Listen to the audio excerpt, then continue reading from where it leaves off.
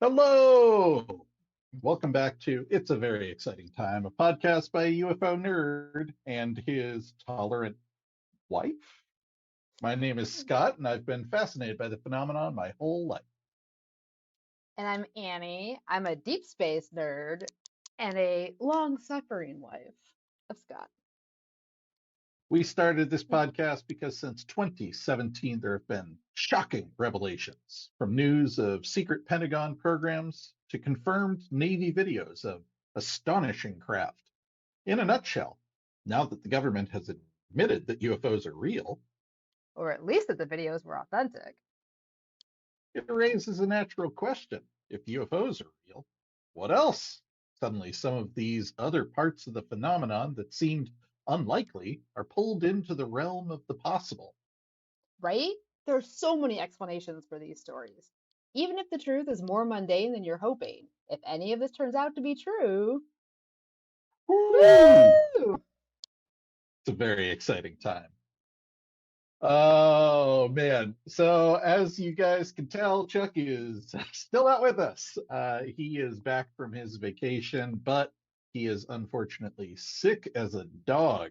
But lucky for Chuck and lucky for y'all, Annie thought that it would be fun to tap in for him. So we've got a new co-host on the podcast today. My what do you say? Long-suffering wife? Long-suffering. But All right, hey, we're you leaning you we're did leaning hard into those gender roles today. that's right, that's right. Hey, I can do more of that if you want. Do not get Yeah, me yeah. started on medical misogyny. We can do that. We can be a whole podcast. But this one's for That's a you. different You did really good podcast. yesterday. You helped me out All yesterday. right. I'm helping you out today. So today we are going to be talking about the latest in the ongoing hubbub around UFO whistleblower David Grusch. Although I joke at the end of every podcast that I talk to Chuck about UFOs so I don't have to talk to Annie about it. The truth is I still go to Annie with the most exciting stuff. But what she gets is she only gets the creme de la creme, the really good juicy Right. bits that I can't Best keep in. news. So she has, well, you tell me, babe. You have at least a high level overview of David Grusch, right? What do you know about? Oh. So he's the so also I am like completely off news. I basically get all of my news right now filtered through Scott. So so whenever I can remember that he's talking to me while I'm trying to listen to podcasts about the deep sea. Um let's see. He is the current whistleblower. Mhm. Okay. Um I don't remember. Oh, wait. No.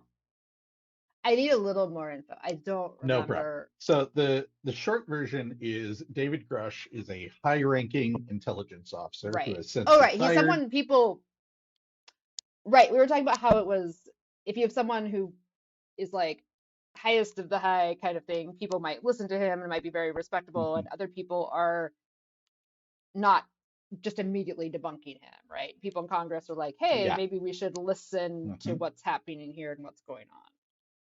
Yes? Yeah. So Grusch came Okay. forward with some absolutely astonishing claims, which in a nutshell, there is a secret uh, UFO crash retrieval and reverse engineering program, which has Right. been illegally hidden from Congress. That's the meat of it. There's a lot more to it, but that's the real crux of the issue.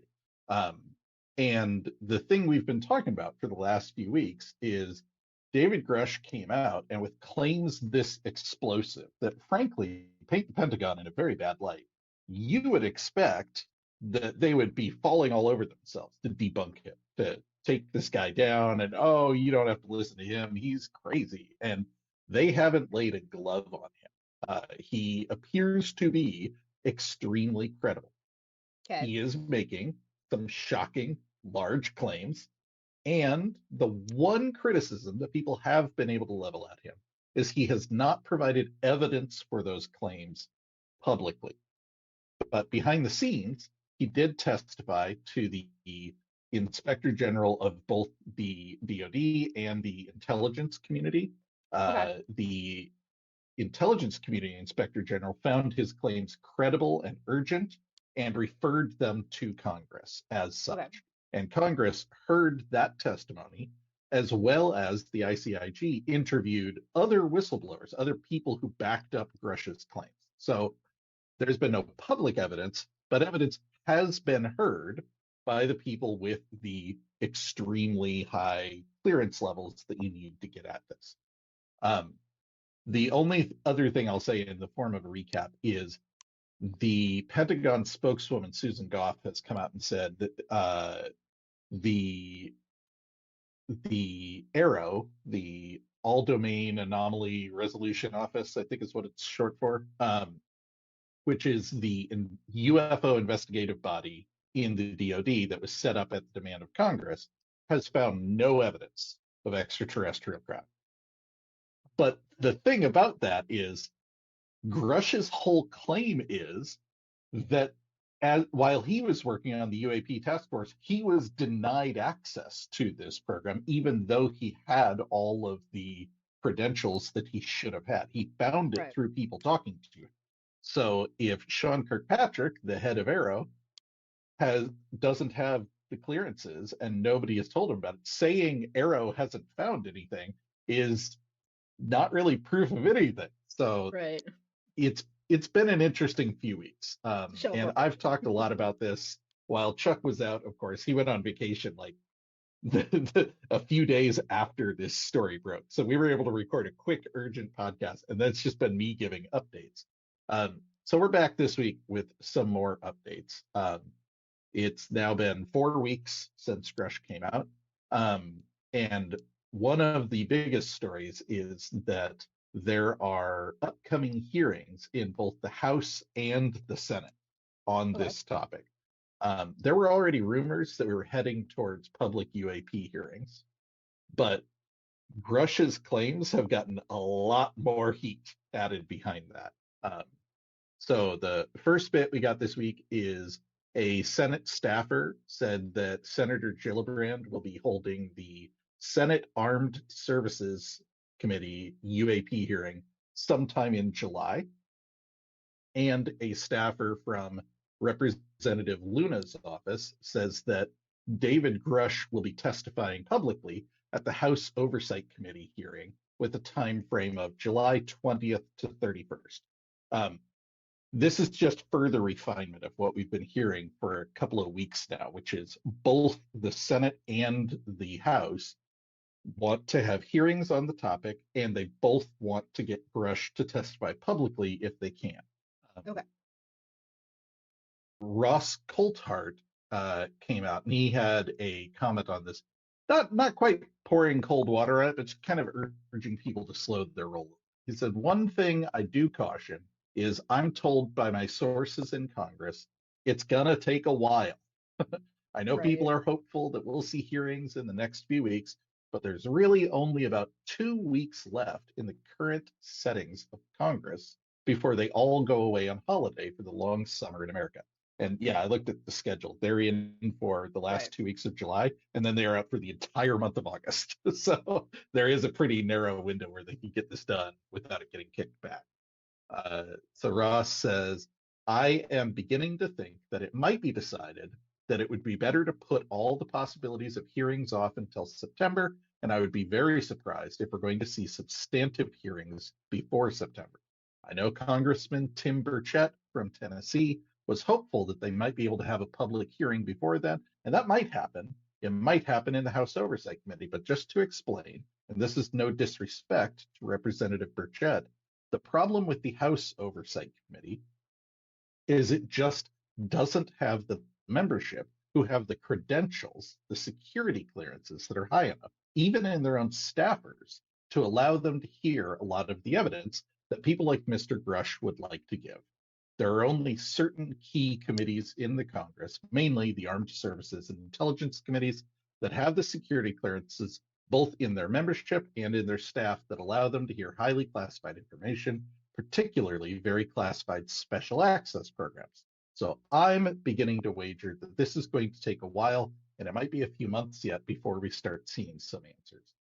But wouldn't So it be a that's a baller move if disappointment. it was like they're just like, yeah, aliens are real, and then they just say nothing for a month, and the American public just has to like just Just go dark. just just just like mic drop, we're out, just like, oh, That's right. Yeah. you get We are nothing. accepting no We're like, further no, we need a questions. fire hose of information. You Yeah. need to say it's Yeah. happening, and then we just want the fire hose. Like, you're not ready for the Yeah. fire hose of So information. Let it drip. it's really interesting because there's been a lot of discussion about this. Like, okay, obviously, what we all want is public hearing with juicy evidence. Hmm. And what we're starting to hear is a little bit of like caution around that, that there are going to be Yeah. public hearings and they're probably going to ask Grusch to testify. But almost certainly we're not going to get the juicy stuff in the public hearing because this stuff is still classified. And the classified stuff is in some places legitimate and in some places not. Hmm. The best analogy I heard on that is if we accept the allegation that we have reverse engineered high performance technology from alien vehicles, right now, everything about that from soup to nuts is classified. And what people are trying to say is, hey, the fact that there are alien vehicles and non-human intelligence is not the part that should be classified. And the analogy is our nuclear program. We don't classify the fact that we have a nuclear program. We don't classify the fact that we have nuclear weaponry. We do classify the exact form factors and details around how they work. And I think what people are hoping is that we will see a similar movement here, where it's not that everything's going to go public, it's that they will start to roll back the parts that can be declassified. But there's no world where everything comes out publicly. Like, we're just not going to see that. So, Americans are not ready it, for that. yeah, I don't know, man. It's interesting. So I got a few more quotes here from Congress. Senator Martin Heinrich, who is one of 17 senators on the Senate Intelligence Committee, remains skeptical about Grusch's claims, but he supports the UAP hearings. He said, I think that's a reasonable approach. First person accounts just have more resonance than hearsay. Um, Normally, I wouldn't include a quote like that because it's kind of a nothing burger. Like, yeah, I don't necessarily believe the guy, but sure, let's have a hearing. But but sure, let's have a hearing is a big step forward. I say Hmm. this to Chuck all the time. Like, when I was growing up, like nobody would talk about this at all. If you were a Yeah, presidential candidate, if you were a serious politician and you touched the yeah. UFO There topic, are you certain were like bomb ridiculed. words you just can't talk about. Yeah. Exactly. So the fact that he can even in kind of a Hmm. laid back way be like, yeah, sure, we should look into it is still really interesting. It's still progress. We've also got a quote from House Oversight Committee Chair James Comer, who we haven't heard directly from so far. We've heard Hmm. mostly Representative Burchett saying, Senator Representative Comer told me we're going to have hearings. So we knew that Comer had approved the hearings. We hadn't actually heard from him on it. He gave a quote. He said that although Grusch himself appears to be credible, some of the other witnesses had to be replaced when they failed their background checks. Um, and this is really interesting because we don't know what the other witnesses are. We've heard there Hmm. will be more. We've heard there will be more whistleblowers, but we don't actually know who they are. So he said, we're going to do it. There's a lot of witnesses, but it's pretty amazing some of the background checks we're getting back. I know that we had to reshuffle the deck on a few witnesses because of some issues. It's an old trick in oversight. Whoever's the minority witness or whoever the majority is, the first thing the other side does is background checks on them to see if they've ever been accused of being a racist or if they have a felony. And 99.9% of the time, nothing comes back. But some of these have got interesting backgrounds. So he was being careful not to name names or get into details, but people were getting worried because all of a sudden, hey, we've got a pretty big name, Senator Representative Comer, saying some of these witnesses were apparently not credible. Thankfully, Ross Coulthart rode to the rescue. He said, I do know that there has been a large number of witnesses that have come forward. And some of them have come forward from Dr. Stephen Greer's Disclosure Project. You probably don't have the background on this. Chuck and I have talked about Dr. Greer a little bit. Dr. Okay. Greer is one of these weird people who, back in 2001, he ran a thing called the Disclosure Project. He had a big press conference where he brought forward a bunch of witnesses. And it was a big deal. He did a lot to measurably move the topic forward. But he is perhaps a little overeager, and he has developed a terrible reputation in the community in the last 10 years, especially for using people's names, perhaps inappropriately, and most notably, he runs a alien contact group called CE5, which is Close Encounters of the Fifth Kind, which just means human initiated contact, where they go out on the beach, they meditate as a group, and they try to call down a UFO. And apparently, one of the times he did this, they were able to show that he had hired a plane to fly by off the coast and drop flares. Amazing. So Amazing. Greer has, You just want to he's a believe mixed so bag. badly. Exactly. Is it a cult? And Ross goes on to talk about that a little bit. So he said, some of them that have come forward from Dr. Stephen Greer's Disclosure Project, and I think the people that have been weeded out include people from that group. I am told that there are no witnesses in support of Mr. Grusch who have been excluded. It's been explained to me that even though a lot of people have some very negative opinions of Dr. Greer, including myself, I've got strong doubts about some of the assertions he's made in the past, I understand that he's actually provided some highly credible witnesses to the Congress. And those witnesses are people with direct knowledge of the legacy UAP program. So it's kind of an odd mix what Dr. Greer has provided to the Congress. I don't think he's been as discriminating as perhaps he ought to have been in providing witnesses to give evidence. And when Representative Comer made these comments, I think, yeah, sure, there'll be a culling of some witnesses. But my understanding is that none of those witnesses that have been culled are witnesses that are substantiating what Mr. Grusch says. So this is really interesting that, you know, I've talked to you about how like nobody's been able to lay a finger on Grusch. We're now hearing a similar thing about the corroborating witnesses, the people that Grusch himself named, who's what we're hearing are coming from the programs and have firsthand evidence.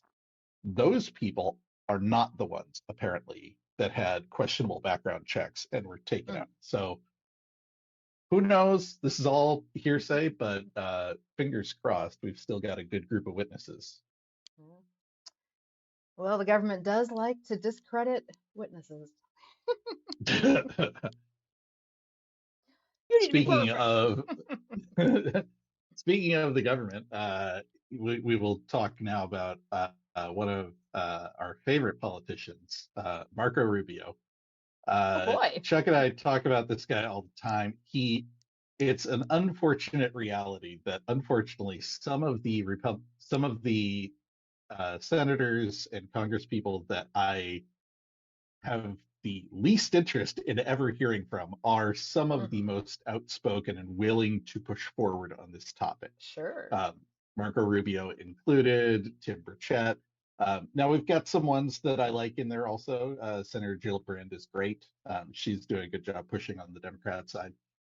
But yeah, Marco Rubio has been one of the leading voices in this. And it's worth remembering that when Marco Rubio speaks about this, he's not just some Republican senator. Rubio is on the Senate Select Committee on Intelligence, so he is highly informed. He is a member of the Gang of Eight, which is a group of senators who are allowed to be briefed on things above and beyond what the rest of the Senate is.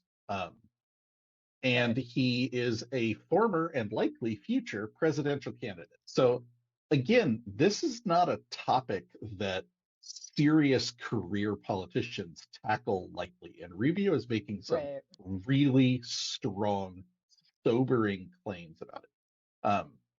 So he had an interview with NewsNation last week, and I actually included some quotes in last week's episode talking about him.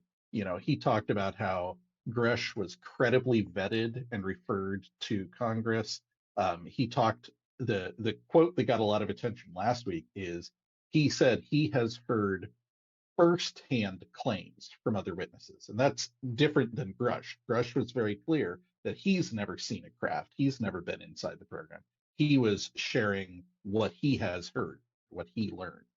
So for Rubio to come forward and say they have heard from multiple firsthand witnesses was a big deal. And he talked a lot about how, like, hey, I want to be very protective of these people. These people came to us even before protections were in the law for whistleblowers. We're trying to gather that information. Some of these people still work in the government. Frankly, a lot of them are fearful for their jobs, fearful for their clearances, Yeah. fearful of their career. And frankly, some are fearful of harm coming to them. So this week, we got an extended quote on that topic. So he was asked about what the public should make of Grusch's claims. And he has a banger of a quote here. He says, well, two things. Either it's not true, and I'm not claiming it is, I'm not besmirching him or anybody else, because we passed a law to make it possible for people like this to come forward. Remember, a lot of these people signed non-disclosure agreements, and they're fearful of ever commenting because they think it's punishable by death. Mm-hmm. So we passed a law that basically says you can come forward and talk to Congress or the UAP task force. So I don't want to say that anybody is not telling the truth. I understand that this is something that sounds fantastic and out of the ordinary. And I would just say that if it's even partially true, then somebody has broken the law. There's been violations because these things have to be disclosed to Congress. I mean, Congress has been paying for it probably for a long time.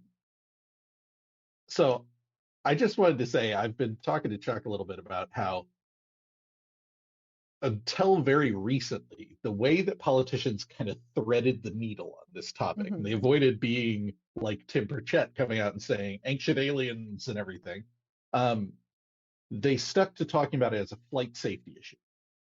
There are unidentified objects in our sky.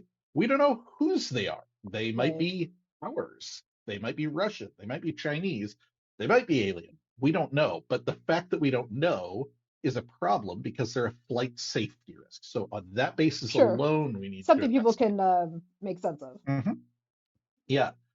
But this marks kind of a step forward where with Grusch's claims, they're now able to take another step forward on the, hey, I'm not saying yes or no, but what I'm saying is if anything the guy says is true, it's a huge fucking deal because there are laws about somebody is breaking the law if any of this is true. So on that grounds alone, it's worth investigating. But I think that's fascinating, right? It's one more thing where they don't. Do they have a track record of investigating breaking the law? Admittedly, that's but in this case, I think it's more like when we found out about the CIA abuses, and they had to have the church committee and Congress had to get heavily involved in going, what the fuck, we didn't give you a blank check to go out and do whatever you want. You still have to report to us.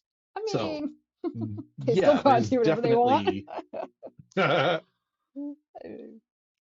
But yeah, I think it's really interesting that Rubio is taking the tack of if anything this guy says is true, it is a huge crime.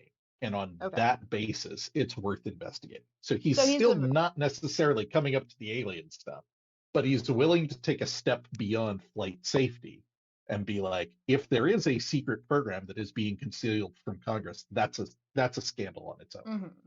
So he's a Republican who's talking about it in a serious way, not a like wild conspiratory, like a lot of smoke and mirrors way. Okay. Mm-hmm. Interesting. Yeah. Now, he mentioned the idea that some of these witnesses think that testifying is punishable by death.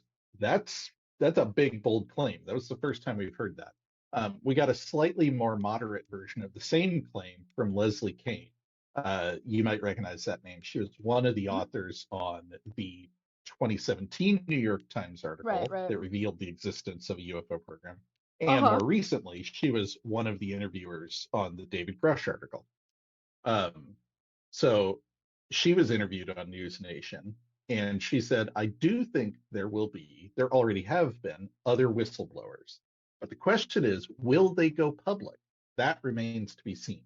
They're very concerned for safety, jobs. There's still a stigma against this. They don't want to lose security clearances. And many of them have been told not to come forward by the places where they work. There's a lot of risks involved. Yeah. So Terrifying we're position. definitely hearing this idea of, rightly or wrongly, these witnesses are under the impression that Hmm. coming forward is not just a risk of losing your job, it's a risk of physical violence, intimidation, death threats. We're hearing that things have happened to David Grusch. That's part of his I allegation. wonder where they would So get that impression. yeah, but again, that's another thing where you're talking about like, oh yeah, well, of course the government does this. Everybody knows this. But the government's not supposed to do that. The military is not supposed to do that. I mean, So finding out that it's happening does give us another ground to kind of get a foot in the door and go, hey, you're not allowed to threaten consequences to for the kill government. people extrajudicially. That's not a thing. Um, yeah. Yeah, And how then about we back stop on acting like that's Rubio. a perk of the job? Yeah. And then back on Rubio in his NewsNation interview, they asked him about Grush's claims that Arrow, the investigative body, is being kept in the dark, which is Hmm. something we've talked about a lot. The idea they've had clearances withheld from them. They're supposed to be reporting to someone. They're not. Like there's all sorts of indication that Arrow Sure, is being deliberately set up to fail or at least stonewalled. sure. Um, so when asked about that, Marco Rubio said, it's very problematic if it's accurate, because if that is accurate, and again, I'm not in a position yet to make that judgment, but if that is accurate, what you're basically saying is that within the government of the United States, there's a group of people who believe that they possess something that they don't need to share with anybody, including elected officials who they view as temporary employees of the government. And, Sure. in essence, some sort of internal military complex that's their own government and accountable to no one. So it would be a huge problem if it's even partially true.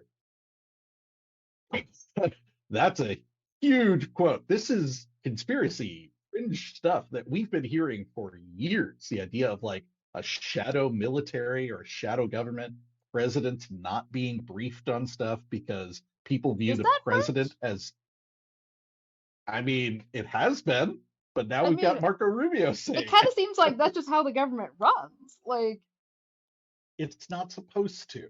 You well, yeah, it does. I mean, do not get me started on how the government runs, but I'm just saying, like, it's not shocking to me that there is, you know, we pour all of our money into the military and I protecting guess people in what the I will say military and the is, government, and a lot of elected people are very temporary, so it just, I don't know. I That guess part doesn't seem as what I shocking to would me make the on a bigger analogy level. to is we all know that the police departments are overwhelmingly racist and abusive towards people of color. Like we Yeah, have seen this again and again. and perhaps designed But to it's a be. difference between you're not surprised versus finding out it is an official stated policy, right? Oh, like It someone like on the finding someone on out the that there inside is says that, like, oh yeah, it's happening. exactly. Yeah, Yeah. yeah, yeah. So when you find out there are Okay. actual Yeah. policies in place, that is the part that is shocking. It's not just a few bad apples like they always want you to believe. It's a Baked systemic into the thing system. that Yeah. exactly. And this Yeah. is the same kind of thing that we're hearing about. Is it easy to believe that there are rogue elements in the government or the military? Sure. But it's still shocking to hear a politician of the caliber of Marco Rubio, of the ranking of Marco Rubio, to be explicitly saying these things. Like, we're seeing evidence of this. And if it's true, it's very Yeah. alarming because this shit is not supposed to work this way. Everything is supposed to go up the chain of command. It may be that there are programs so secret that the president isn't briefed on it. But the Gang of Eight is supposed to be briefed on. There are supposed to be a high level cadre of specific people in the government who always do have visibility into the most secret of secret stuff. I hope And so, yeah. what we're finding out, what we keep hearing stories about, I don't know if you remember me talking to you about the Admiral Wilson memo. The whole point of the Admiral Wilson memo is here's the guy who is the highest ranked military personnel. He was Mm-hmm. J2. He Right. has access to everything. And he finds out about one of the programs. He goes knocking on their door and he gets denied access and Right. threatened with a demotion if he kept making noise about it. He's like, this is straight up not how this is supposed to work. Like, I have the clearances to be here. Mm. And they're like, no, you're not on the bigot list. So So is this where F people off. get into like wondering like, is this the territory of conspiracy theories or whatever, where it's like who might actually be running the government then? Like, who are these shadow people? Exactly. Is this Yeah. corporations, billionaires, Mhm. what have you? Like, Yeah. Yeah. who's the who's benefiting Hmm. perhaps from No, and the and thing has that that kind of we've money been to own hearing for people? years is this idea that the government, in order to protect the secret, embedded it in private Right. companies. But then Oh, that those would make sense, private yeah. companies don't have the same accountability controls that Mm-hmm. things in the government and the military, in theory, do. So if they're Just like going everyone we rogue, send out. Mm-hmm. that's a problem. So yeah, big statements from Marco Rubio, both with the idea that whistleblowers think that they testifying is punishable by death, which it should not Sure. be, and his statement, an internal military complex that is their own government and accountable to no one. Those are big. That's X-Files stuff that is coming out of a very serious politician, and he's taking it very soberly, very seriously. Um, and I find it fascinating that like he's not getting blowback on it. Like we're seeing a couple of headlines. They're like, oh, Sure. Congress goes Yeah. UFO crazy, but like nobody's really laughing it off. Nobody's playing X-Files music over it. It's what little Yeah. reporting it is getting is pretty straightforward. Like, yo, Marco Rubio is saying this shit. Yeah. The other thing that I wanted to talk about this week is Ross Coulthart has been everywhere this week. If you don't remember, Ross Coulthart is an I was like, even I've Australian heard of investigative him. journalist. Yeah, he's a great guy. I really like him. I've told Chuck before, part of the reason I like him is he came to this topic convinced it was fake. Okay. He got a book deal and he's like, it's gonna take me like 2 weeks to blow Mm-hmm. the lid off this thing and prove it's some black ops program and nothing there. He's been banging on this door for years now. He's written a very good book about it, and he is one of the guys who brought David Grusch into the light. Mm-hmm. And pretty consistently, the things that Ross says turn out to be accurate. So I want to be clear to you, Chuck knows this by now, but when Ross says something, it's just hearsay for the moment, but it's Mm-hmm. hearsay coming from a guy who has good sources and good judgment and tends to And no um, reason not to, right? Like, if you come exactly, in yeah, like expecting something different, like he wouldn't have any reason to. Yeah, that makes yeah. sense. So he had several interviews this week, and in each of them, he dropped some bangers. So first of all, I've got a few quotes from the Good Trouble show that I'll sprinkle in through here because that was a big interview. But the first one is he said, I learned that there have been secret hearings in Congress now for at least 2 years where witnesses have come forward with evidence of the crash retrieval program.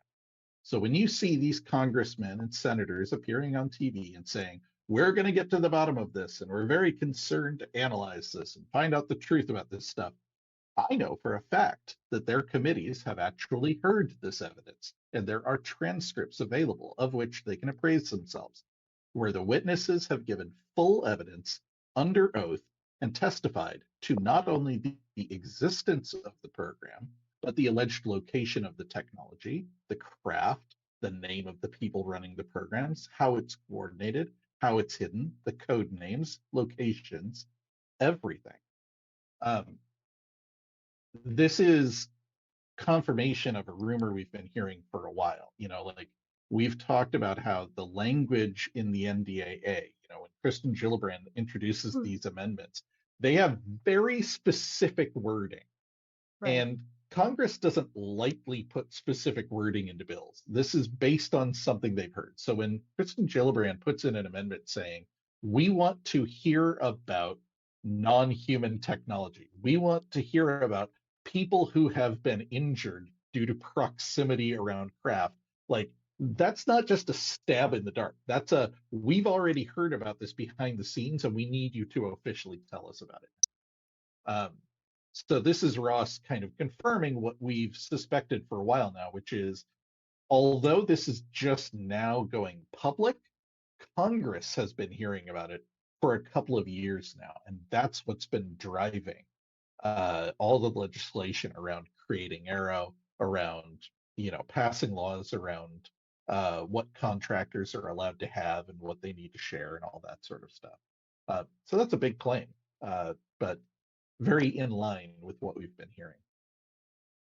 On a related note, on the podcast Neon Galactic with James Falk, he said, I am aware that President Biden's national security advisor, Jake Sullivan, has attended a meeting in the Senate where crash retrievals and reverse engineering programs were discussed with senators. It was kept very, very secret, and I know he attended. And what's interesting is why the White House hasn't been pushed on this.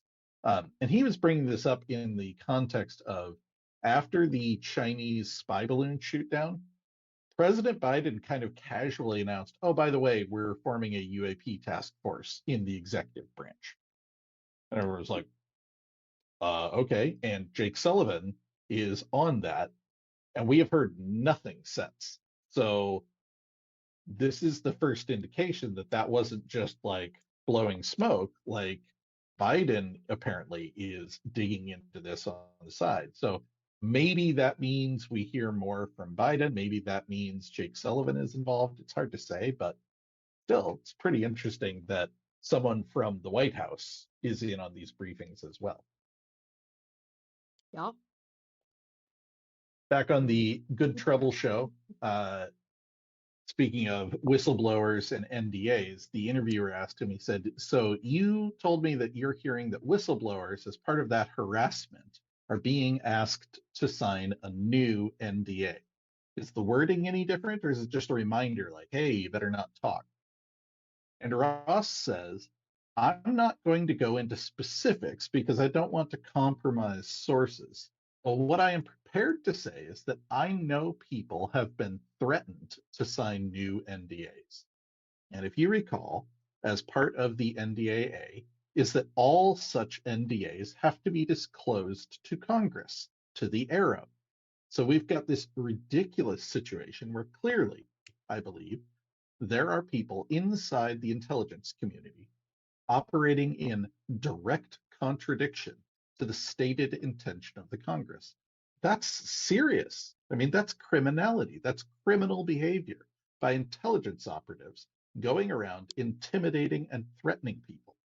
I'm in contact with people. I've been talking to David Grusch for some time, and he's one of multiple people who are aware of what the public wants to know. And they're worried that there is a deliberate attempt to frustrate the good intentions of good people in the Congress. And the big question is the Congress going to let them get away with that? This is something Ross is great about, is he doesn't just like bring you the news about it. He's also very clear, like, if this is going to change, it's going to require political willpower from the Congress.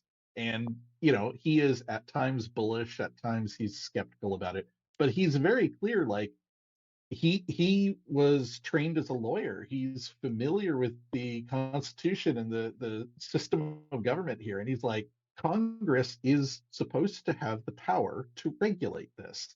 And if they are being lied to, if they are being misled and worked around, that's a crime. And they have the power on paper to go deal with it. Will they? Is a different question. How many of them are, not necessarily in the pocket, but they don't their seem to do biggest lots of things they can lobbyists do on are. paper. So I mean, well, I think this speaks to like what we were kind of talking about too, with the if there's something more behind it, right? Like if there's something that you have to, if at the bottom level, like you still have to convince, you're trying, like you still have to convince people something is real or Yeah. happening. That's a huge Mhm. barrier to releasing, getting good information about it or release, all the things. And it's something on this level, it's like if something has been going on for so many years and at such high levels, like I don't imagine that, you know, they'd be suddenly cool with people just dropping a bunch of information, right? Yes. It's like someone is like, Yes. I feel like if things are starting to drip now, that feels there has to be orchestration behind that. Like, Mhm. or because of course everyone's like, it's like with any information, you're like, oh, well, the public has the right to know and you want to forge ahead and blah blah blah. But it's like, man, with something like this, like there's so many Mhm. levels of Yeah. Yeah. things that Yeah. have been going on for so long, things have been hidden for so long, so many different levels of what people know and who knows and what people believe, and there's just and what the consequences of the information would be. So you have to be careful. I, I think it makes sense that someone is trying to be careful with how information, the pace at which it Mhm. comes out, and Yeah. that Yeah. there is a cadence and like, I mean, I have no info on like what it, how right or wrong that is or what it would be, but it's like it makes sense that there would be people acting to be like, even if you think it's real, don't say it, or someone has to have a bigger picture of the release of information, right? Mhm. I think is kind of how this, but now there's, right, because once you can't control it anymore, right? It's like things start Yeah. popping, you can't Yeah. control everybody, so you have to kind of do, Well, I don't know. one of the And things then we've that's been where everything talking gets about messy, right? too. And then it's like, who's gonna let something out first? And it's, Right. yeah, it's fascinating how Well, we've been talking too about this idea of if you are running a secret program that has committed crimes yeah. and it's starting to leak, Not to mention that level. you're not going to be motivated to come Yeah, forward with that because you're going yeah, to be left holding the bag. This might be a yeah, program that's been going on for 90 years. You're just the yeah. latest head, And but some you're the people are only one easier to who's take the fall alive. for. Yeah, Yeah. yeah. So It's just very I've said complicated. before, I think the way forward is we need some kind of amnesty program because otherwise the people who are actually involved in this thing are never going to come forward. It is completely Yeah, against their interests. So you what we're hearing, the clear picture we're getting is there's almost a war happening inside the Pentagon where you've got people who like David Grusch, like Lou hmm, Elizondo, who believe this information should be public and they're going forward, but there are contingents in there who are right. actively working against them and actively working to suppress this. So it's it's easy to think like, oh, we're on a clear march towards disclosure, but Nah, I messy as think hell. the people that are yeah, and I think the people that are in there are actively panicking and doing everything they can to lock it down. Yeah. Like it's not too late to close the barn doors again. They're desperately trying to. And if they Hmm. can shut up the right people and convince the right senators to look the other way, it's possible this all goes back in the box for another 70 years. So Nah. yeah, it's a really interesting time. I don't know what's going to come of it, but you're totally right that the people inside aren't necessarily motivated to Right. take this next steps and Yeah, there's bring it to the there's so light. much, yeah, there's so much history of secrecy. There's so many different vetted interests. I mean, it's Yeah. hmm. Now, one Now of all I can think the about is Me most Too recent now, so now one of the most recent amendments that Kristen Gillibrand added uh, says gives holders of non-Earth origin or exotic UAP material 6 months to make it available to air.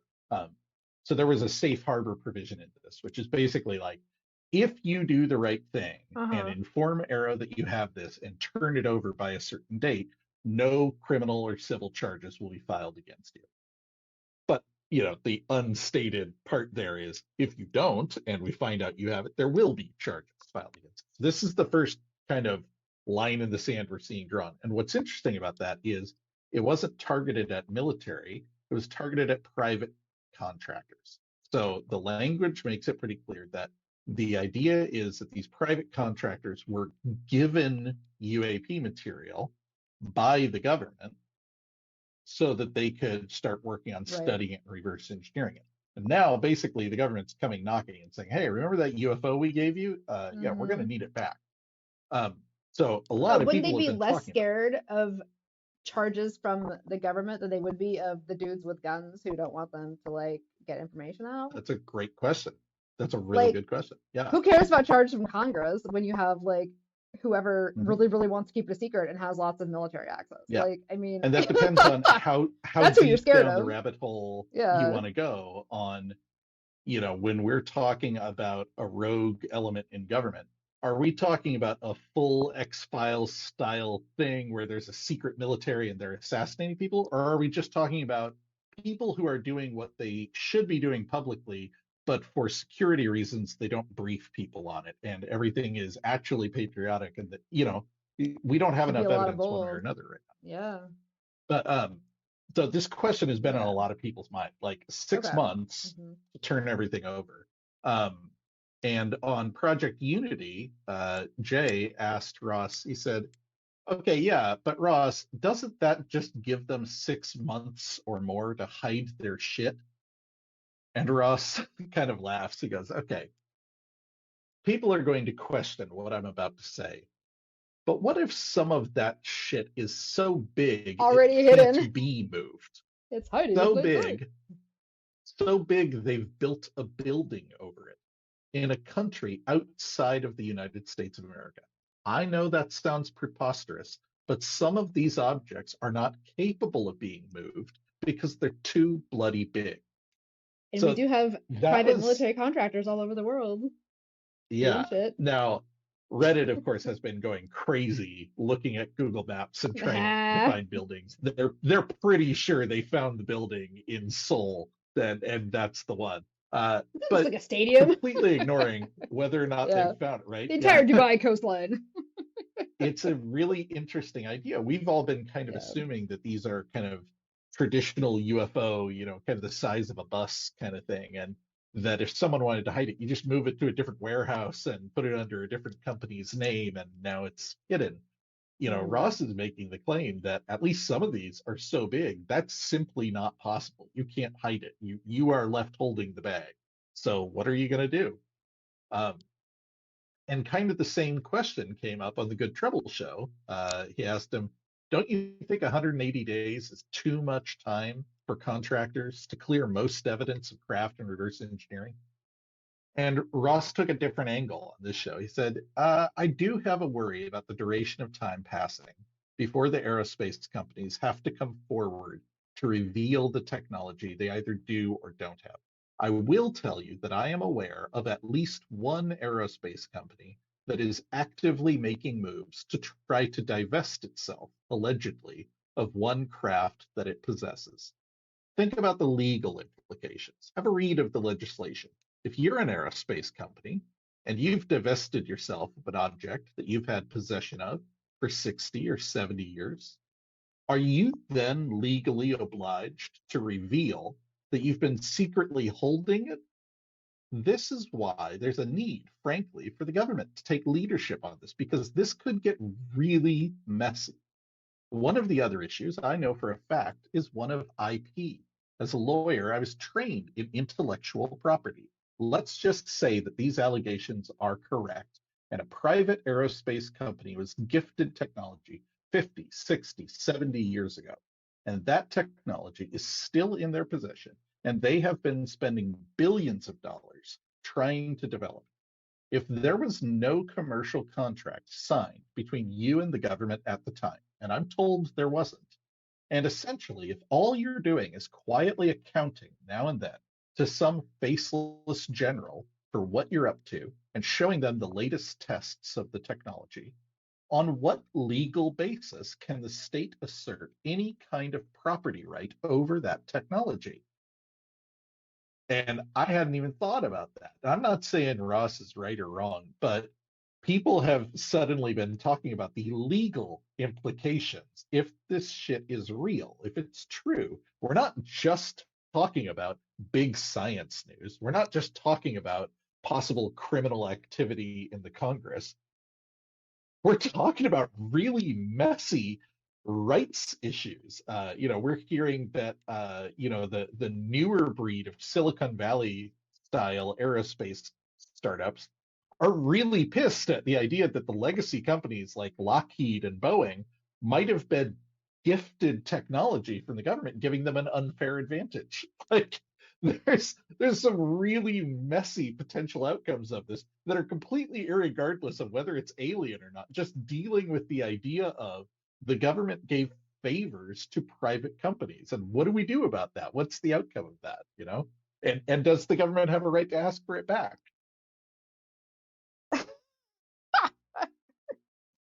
God, men are so weird. Um, Did you say men are so weird? yeah, like it's like, are they arguing about like how? Okay, well, I have no sympathy for the Silicon Valley dudes, but so are they like trying to figure out like how long, if you're in possession of stolen property for a long time, like does that make it yours, or does it make it the person No, who no, no. stole its The property argument trying to is get it it's back? not stolen property. Okay, so the If it's government alien comes to, technology, let's it's say, stolen property. I mean, no, it's not not ours. necessarily. Well, okay, there's It's a not whole found. complicated I guess backstory it's around found. that. In many cases, it is found. Finders So keepers. let's ignore the alien aspect. Okay, Okay, let's say sure. in the 50s, a Uh-huh. Russian satellite crashed to the ground, and it had some Uh-huh. really advanced tech, and our government Uh-huh. couldn't make heads or tails of it, so they gave it to Lockheed.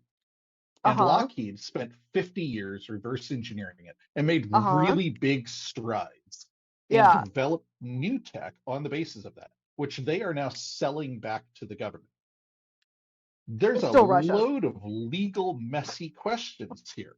If the new tech that Lockheed developed derived from that, who owns the derived technology? There's a really good legal case to be made for Lockheed owns it. There's a good case to be made for the government owns it. There's a good case to be made for the Russians own Okay, no, no, no. it. Yeah, because the government in that case is not involved in the, if they don't know what the information is or how to use it, then it's not part theirs because the Russians made it and then someone else expanded on their ideas. So the government's the middleman in there. Like they don't own any of it. They Mhm. were just like, well, I don't know what to do. They hot potatoed it, right? They would argue the opposite. They would say it was a They're government like, thing that they loaned to the company.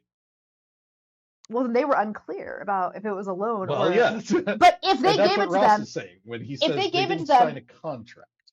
but that was the purpose, was to, unless there's Hmm. some sort of other weird deal, like if the purpose is to get rid of Hmm. it in a way that makes it look like they don't have it, or like they do want to have Yeah. some benefit of it, they wouldn't give it to them if they Hmm. didn't want some of the benefit back. But I Hmm. don't think they can claim that they have rights to it necessarily because that's just, Right. I mean, that's just greedy bullshit. I mean, as But per you're everything. hitting the nail exactly on the head. That is exactly what Ross is worried about, Uh, is that they have a pretty good defensible legal case for the government can't ask for this back. This isn't yours yeah, anymore. We you washed your developed hands new of tech it, and off now of it. you're mad This that we is made it Lockheed's better. now. Yeah, Yeah. it's like, So, don't give us the tools and get but mad we made something there's cool with it. also a case to be made for, because it's Russia an would be like, alien hey, craft, it doesn't yeah, belong to Lockheed or the government. This is uh-huh, supposed to be a benefit for all humanity. So it's yeah, really, really messy. I hadn't really thought about the legal aspects of it. Now, on a related basis, a lawyer in Houston, Texas tweeted, we held the first meeting of attorneys yesterday with Danny Sheehan and Derek Garcia. I don't know who Derek Garcia is, but Danny Sheehan is a famous lawyer in the UFO community. He has been involved in this stuff since day one. He yeah. represents Lou Elizondo and several others. He says, we are preparing to file dozens or more lawsuits against the contractors that are holding the anomalous tech imminently. Contractors can take the amnesty offer from the government to stop these lawsuits. The plaintiffs are filing suit against specific contractors pursuant to the civil RICO statute. They seek redress for intentional injuries that they suffered after seeing the tech in possession of the contractor. Now, there's a whole lot of BS in there, but the two parts to pay attention to is RICO.